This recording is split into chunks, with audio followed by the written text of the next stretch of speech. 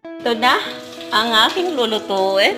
Wow! Ito daw ng ampalaya at munggos at sutanghon at ready na rin ito.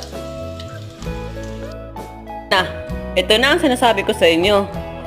Wow! Wow!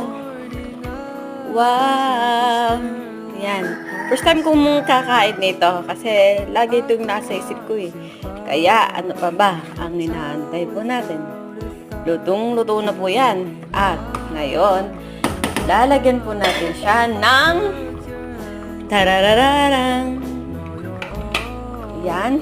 Oh, may ampalaya yan. Yan. Tsaka ito. Yan.